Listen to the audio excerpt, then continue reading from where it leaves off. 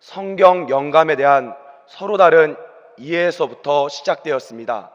대한예수교 장로회와 기독교 장로회 분열의 시작은 조선신학교 김재준 교수의 성경 오류설에서 발단되었습니다. 그는 성경이 하나님의 말씀으로서 신앙과 행위의 가르침에 있어서는 오류가 없지만 역사적, 과학적 사실에 대하여는 오류가 있다라고 주장하였습니다. 1952년 총회에서 김재준 교수는 제명을 당하게 되었고 1953년 그는 별도의 총회를 조직하였는데 그것이 여러분이 잘 아시는 기독교 장로회입니다. 여러분 잘 아시는 마동교회가 기독교 장로회에 속해 있습니다.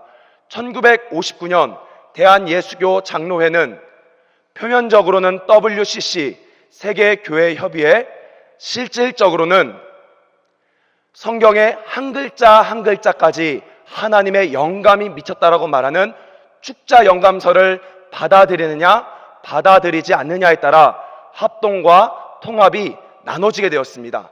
통합교회는 성경의 무호성은 믿지만 축자 영감설은 받아들이지 않습니다.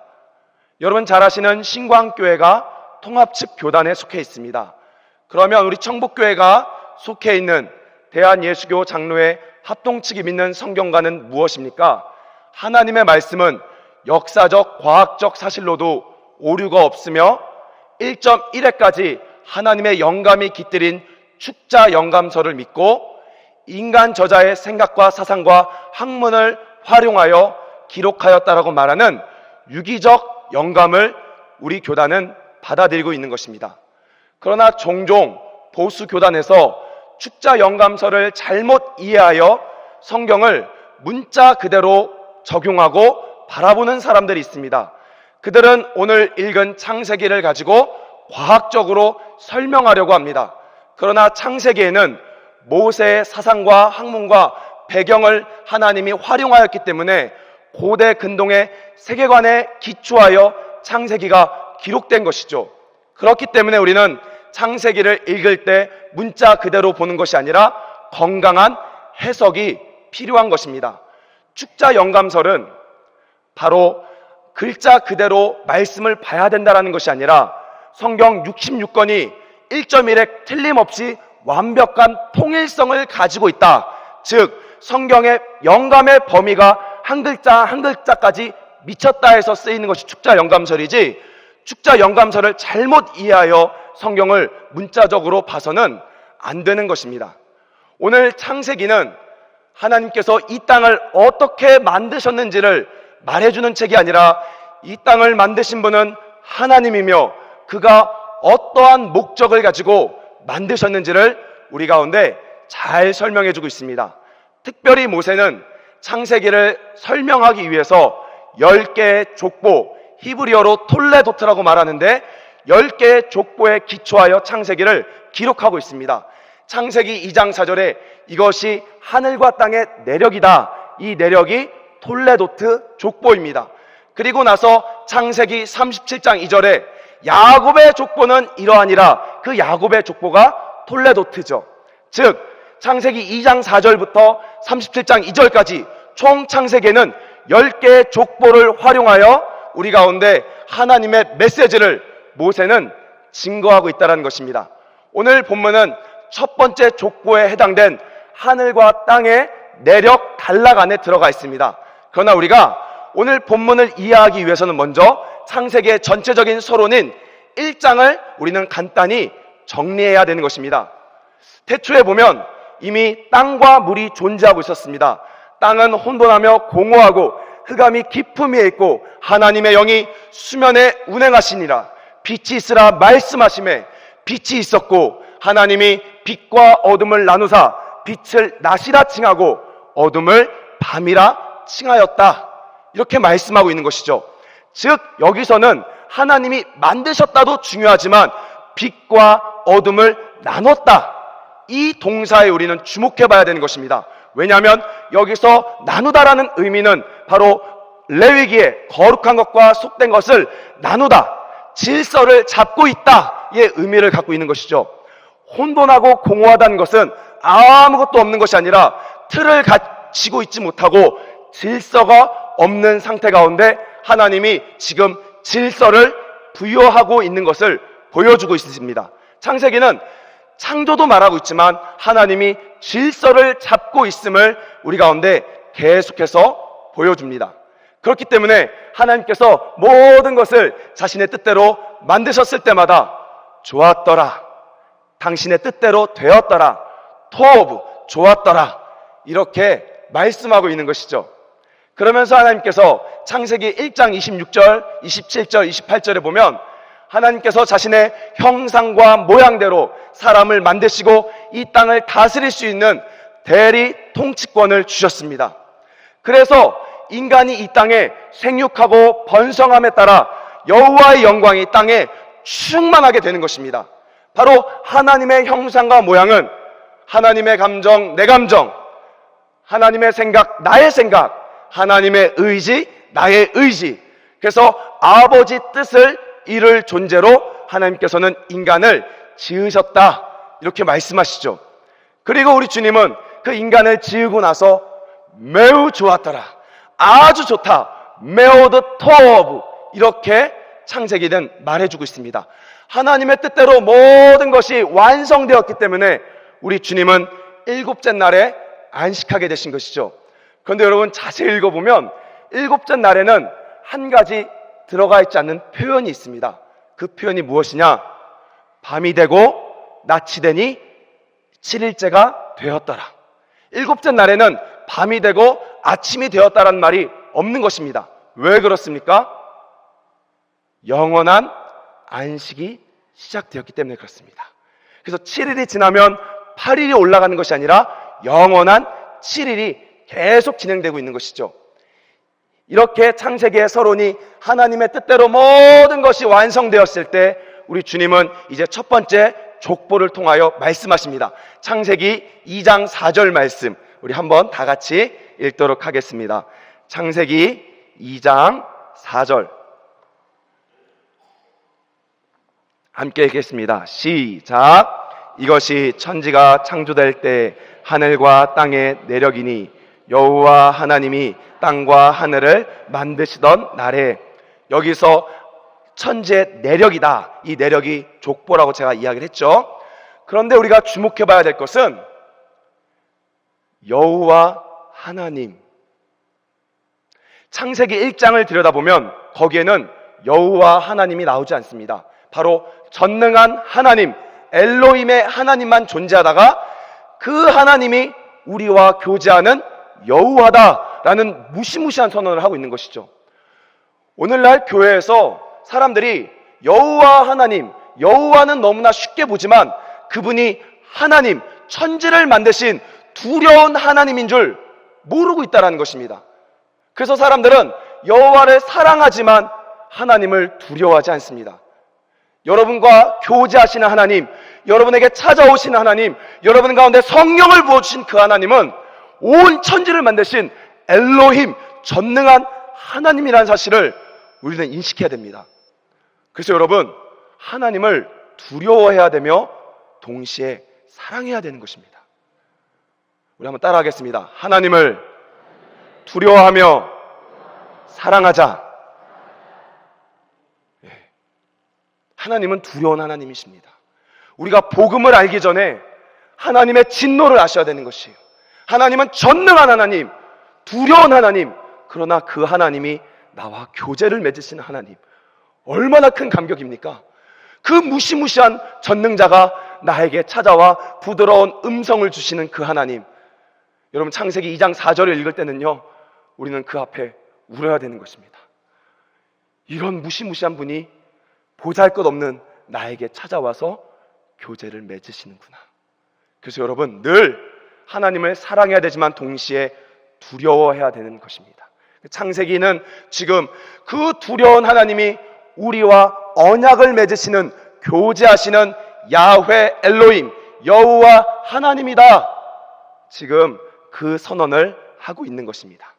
그리고 나서 이제 오늘 본문으로 넘어가서 이제 한 절 한 절씩 보도록 하겠습니다. 18절 말씀, 창세기 2장 18절 말씀 함께 읽겠습니다. 시작. 여호와 하나님이 이르시되 사람이 혼자 사는 것이 좋지 아니하니 내가 그를 위하여 돕는 배필을 지으리라 하시니라. 아멘. 여러분 기억나십니까? 하나님께서 창세기 서론 가운데 좋다 좋지 않다? 좋았더라. 얼만큼 좋았더라? 매우 심히 좋았더라. 그런데 하나님께서 갑자기 이 천지를 보고 심히 좋았더라 하고 나서 지금 좋지 않다 이렇게 말하고 있는 것이에요. 서론에서 메오드 토브 심히 좋았다. 그러나 지금 로토브 좋지 않다 이렇게 말하고 있는 것이죠. 무엇이 좋지 않습니까? 바로 혼자 사는 것이 좋지 않다라고 말씀하고 있는 것입니다. 혼자 사는 것이 왜 안 좋은지는 제가 조금 이따가 설명하도록 하겠습니다. 그래서 하나님께서는 혼자 있는 것이 좋지 않기 때문에 돕는 배필을 지으겠다라고 말씀하시죠. 저는 두렵습니다. 제 집사람에게 그동안 돕는 배필을 해석해 주지 않았습니다. 그래서 저는 남자는 하늘, 여자는 땅이야. 설거지는 너가 해야 돼. 이렇게 말해왔죠. 근데 여기서 돕는 배필은 군사적인 용어입니다. 에젤은 네게드로서 바로 내가 힘이 밀릴 때 다른 지원군이 와서 도와주는 거죠. 이 개념은 수직적인 개념이 아니라 수평적인 개념이라는 것입니다. 그래서 하나님께서는 남자의 조력자, 동역자로서 여자를 돕는 배필을 만드시기로 지금 준비하고 있는 것입니다. 그래서 여러분 두렵지만 남자와 여자는 같은 위치에 있는 것입니다. 우리 혹시 남자분들은 오늘 여자 우리 아내분에게 오늘 설거지 내가 할게 이렇게 우리 한번 인사해 보도록 하겠습니다. 함께 인사하겠습니다.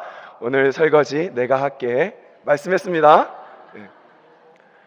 이렇게 남자와 여자는 대등한 위치에서 돕는 배필로서 하나님께서 만드셨다라는 것이죠.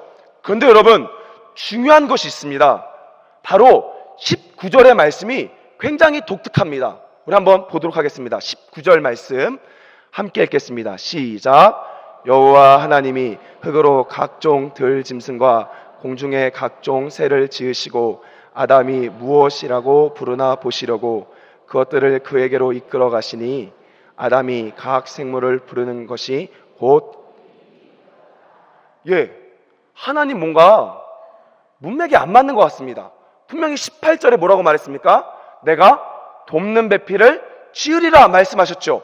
그러면 19절에 돕는 배필을 지으셔야 되는데 지금 전혀 다른 그림을 성경은 보여주고 있다는 것입니다.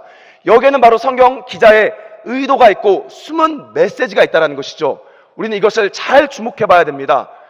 성경에서 이름을 짓는다는 것은 고대 근동에서 이름을 짓는다는 것은 다스림, 통치권을 말합니다. 여러분 혹시 바벨론 왕 느부갓네살이 유다 왕 마따니아를 잡아서 이름을 뭘로 바꿔줬죠? 이거 맞히시는 분들에게는 주무실 수 있는 권한을 드리겠습니다. 마따니아를 뭘로 이름을 바꿔줬죠? 안 나오나요? 우리 천국교회 아직 이거밖에 안 되나요?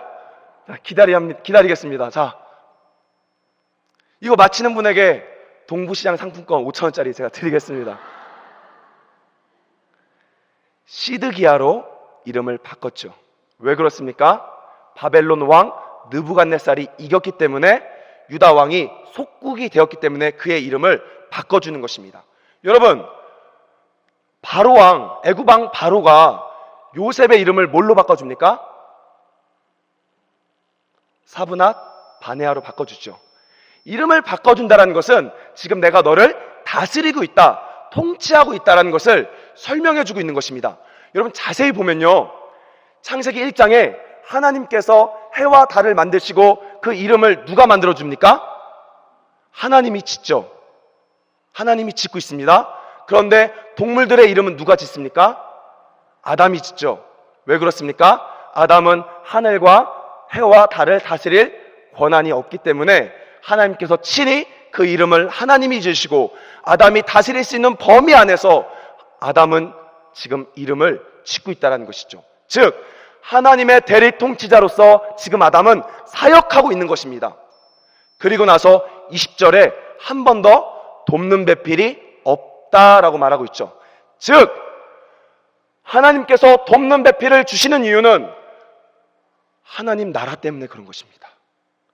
아담이 하나님 나라, 하나님의 뜻을 이 땅에 이루기 위해서는 혼자서는 그 사역을 감당할 수 없기 때문에 하나님은 지금 돕는 배필을 주겠다라고 말씀하고 있는 것입니다. 우리는 이성이 좋아서, 첫눈에 반해서, 상대가 좋아서 가문의 대를 이으려고, 행복한 삶을 이끌려고 결혼하지만 성경이 처음 결혼하게 만든 그 이유는 하나님 나라입니다.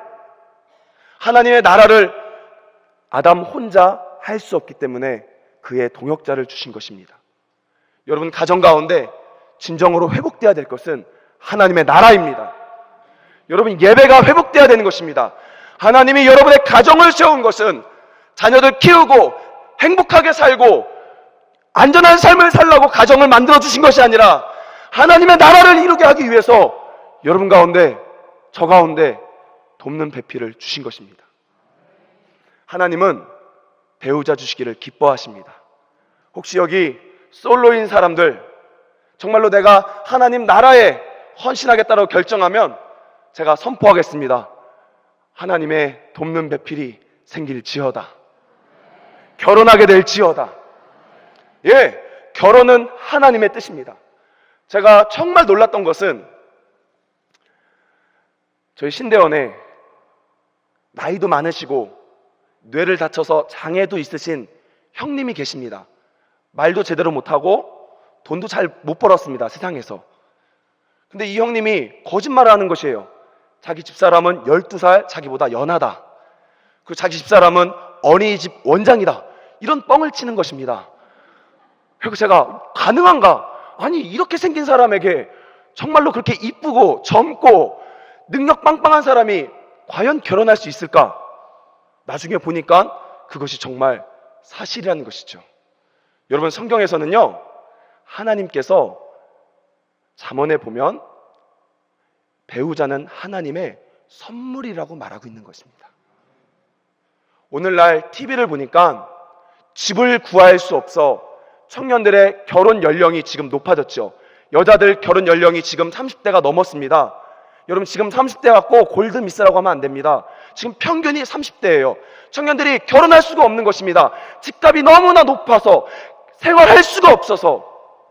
그런데 우리는 그거 가지고 결혼하는 것이 아니라 하나님 나라 때문에 하나님은 우리 가운데 결혼하게 하시길 원하십니다. 여러분 가운데 혹시 자녀들 가운데 결혼하지 못한 자녀들 있습니까? 그 자녀들이 올바로 하나님과의 관계만 회복되면 우리 여호와께서는 배우자라는 큰 선물을 주실 줄 믿습니다. 그래서 우리 주님은 하나님 나라 때문에 지금 배우자를 주겠다. 아직 고등학생들은 받으면 안 됩니다. 받으면 안 돼요. 주겠다 말씀하시는 거죠. 그리고 나서 그 배우자를 어떻게 만듭니까? 우리 말씀 21절, 22절 함께 읽겠습니다. 21절, 22절 시작. 여호와 하나님이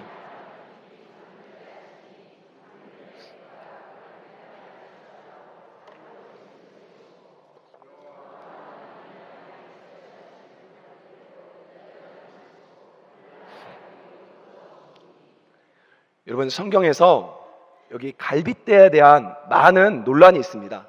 그래서 과거에는 어떤 분들은 이 갈빗대를 문자적으로 이해하여 과학적으로 설명하려고 남자는 여자보다 갈빗뼈가 하나 없다, 이런 주장을 하신 분들이 종종 있었죠.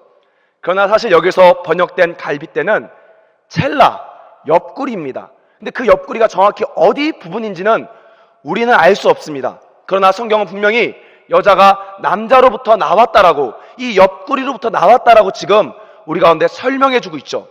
그렇기 때문에 아담이 그 안에 여자를 보고 나서 뭐라고 말합니까? 내 뼈 중에 뼈요, 살 중에 살이라, 이렇게 말하고 있죠. 여기서 뼈 중에 뼈요, 살 중에 살이란 이야기는 나의 몸이다. 지금 이 여자는 나의 몸이다, 이렇게 말하고 있는 것입니다. 그래서 여러분, 에베소서에 보면 바울이 이렇게 말합니다. 아내를 사랑하는 사람은 누구를 사랑합니까? 자기를 사랑하는 것이라. 왜 그렇습니까? 여자는 남자의 몸이기 때문에 그런 것입니다. 그래서 하나님께서는 바로 아담에게 최고의 동역자인 여자를 만드시고 지금 그들과 하나님 나라를 꿈꾸게 하기 위해 이 에덴 가운데 큰 비전을 지금 주고 계신 것입니다. 그런데 갑자기 성경 기자가 등장합니다. 그것이 바로 24절 말씀이죠. 우리 한번 24절 말씀 읽도록 하겠습니다. 시작. 이러므로 남자가 부모를 떠나 그의 아내와 합하여 둘이 한 몸을 이룰지로다. 아멘. 지금 이제 남자와 여자가 부모를 떠나 둘이 한 몸이 되므로 자녀를 생산하게 되므로 어떻게 되는 것입니까? 하나님의 통치가 점점점 많아지는 것이죠. 그렇다라고 하면 우리 하나님은 지금 결혼하길 원하시며 또한 태의 문을 열어주시길 원하신다는 것입니다. 믿으십니까? 여러분의 욕심 때문에 가문의 대를 이으려고 아들을 낳고 딸을 낳고 자녀를 낳는 것이 아니라 하나님께서는 자신의 통치를 확장시키기 위해 남자와 여자를 통해 자녀를 주길 기뻐하고 계시다는 것이죠. 저는 정말로 이 말씀 들을 때 혹시 자녀에 대해서 문제가 있고 기도하고 있는 사람이 있다라고 하면 태의 문이 열리길 소망합니다. 아멘한 사람들은 임신하게 될지어다. 늦둥이가 되는 거죠. 안 되죠? 인간이 자녀들이 많아질 때마다 여호와의 영광이 충만해지면서 그것이 하나님께서 태초에 만들었던 아버지의 계획이라는 것입니다. 즉 가정은 하나님의 정부기관, 천국의 정부기관이었다는 것이에요. 근데 우리가 한 가지 더 주목해 봐야 될 것은 뭐냐면 인간이 범죄함으로 하나님의 통치가 떠났습니다. 그리고 나서 남자가 여자가 결혼해서 자녀를 낳을지라도 하나님의 통치가 지금 확장됩니까? 안 됩니까? 다시 한번 보세요. 이제 인간이 범죄함으로 하나님의 통치는 떠났습니다. 그래서 하나님 안 믿는 사람들이 결혼해서 자녀를 낳습니다. 하나님의 통치가 확장됩니까? 안 됩니까? 안 되죠. 그래서 하나님은 한 가지 기관을 더 만드신 것이에요. 그게 무슨 기관입니까? 한번 맞춰보실래요? 무슨 기관이죠? 교회. 바로 가정을 통하여 생명이 출산되고 교회를 통하여 하나님의 통치가 회복되어야 되는 것입니다. 교회는 영적 거듭남을 생산하는 기관이 되어야 되는 것입니다. 그래서 하나님께서는 마지막 때 교회와 가정이 하나됨으로, 여러분 교회에서는 아기 낳을 수 없잖아요. 교회에서 아기 낳으면 안 되잖아요. 그 역할은 누가 합니까? 가정이 해야 되는 것이고, 가정은 하나님의 통치를 회복시킬 수 없기 때문에 누가 해야 되는 것입니까? 교회가 그 일들을 감당해야 되는 것입니다. 그래서 하나님께서는 마지막 때 가정과 교회가 하나가 되어, 가정은 점점점 출산을 많이 하고 교회는 이 본당이 하나님의 거대한 영적 자궁이 되어 하늘로부터 다시 태어나는 회개의 역사가 이 교회 가운데 부어져야 된다는 것입니다. 그러므로 하나님은 자신의 통치를 이렇게 확장시키길 원하십니다. 그래서 여러분 오늘 본문 24절에 신약에 넘어가면 바울이 뭐라고 말합니까? 남자가 누구입니까? 예수 그리스도. 여자가 누구입니까? 교회. 따라하겠습니다. 교회의 본질은 예수 그리스도와 연합. 여러분 교회가 해야 될 것은 예수님 만나는 데예요. 교회가 해야 될 것은 영적으로 거듭나는 그 일들을 해야 되는 것입니다. 하나님은 그 교회와 그 가정을 향해서 좋았더라 그렇게 말씀하고 있는 것입니다. 오늘날 우리가 본질을 잃어버려서는 안 됩니다. 여러분 이 본당이 하나님 나라로부터 다시 태어나는 산부인과가 되어야 되는 것입니다. 영적으로 거듭나는 역사가 이 교회 가운데 임해야 되는 것입니다. 오늘날 그런데 교회가 그 힘을 다 잃어버린 것 같습니다. 1995년 미국의 휘튼 대학교, 이 휘튼 대학교에 놀라운 하나님의 부흥이 임하였습니다. 이 휘튼 대학교는 기독교 학교였는데 항상 주일이 끝나면 우리 목장 모임처럼 주일날 7시 반에 모여 서로 나눔의 시간을 가졌습니다. 이때 3월 19일 날 그 목장 모임 같은 친교 모임 때 다른 대학에서 온 제임스와 맥과이어라는 청년이 와서 자신에게 부어준 성령의 은혜를 간증하기 시작하였습니다. 그러면서 자신의 죄를 고백하기 시작했을 때 8시 40분에 그 모임 가운데 바람 같은 성령, 불 같은 성령이 임하자 사람들은 회개하기 시작하였습니다.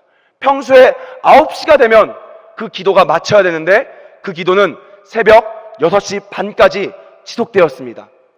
월요일날 학교 수업이 있기 때문에 그 모임을 잠깐 멈추고 월요일 학교 수업을 듣고 9시 반, 저녁 9시 반에 다시 강당에 모였습니다.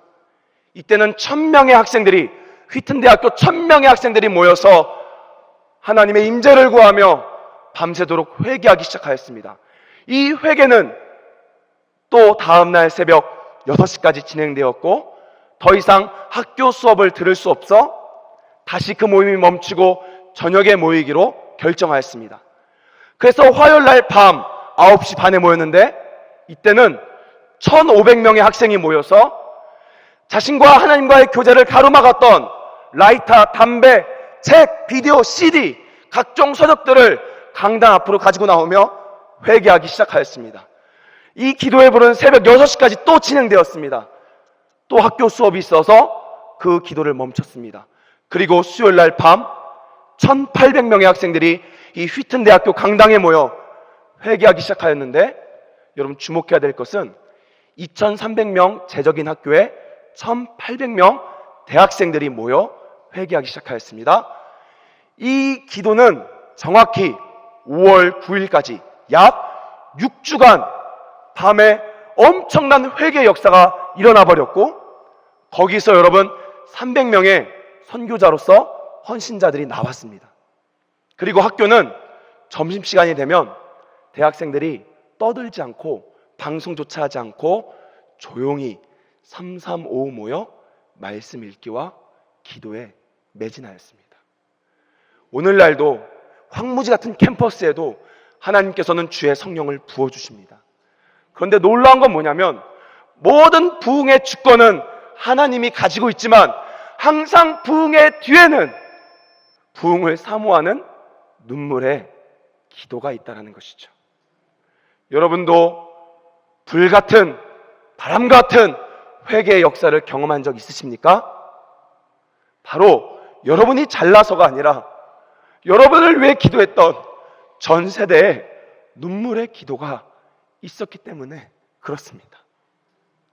오늘날 우리가 다음 세대 가운데 젊은이들 가운데 보여줘야 될 것은 하나님이 이 성전에 친히 찾아오신다라는 것을 우리는 보여줘야 되는 것입니다. 그들은 영적으로 거듭나야 되는 것입니다. 그러기 위해서는 우리가 부흥을 사모하며 하나님 앞에 하나님 이 성전에 나에게 찾아오셨던 그 영광의 하나님이 이제 다음 세대 가운데 찾아오게 하여 주시옵소서. 그렇게 기도함으로 가정에는 퇴문이 열리고 교회는 영적 거듭남의 역사가 확장됨에 따라 하나님의 통치가 이 익산 지역에 넓어지길 소망합니다. 우리 이 시간에 한번 같이 찬양 부르고 기도하도록 하겠습니다. 찬송가 184장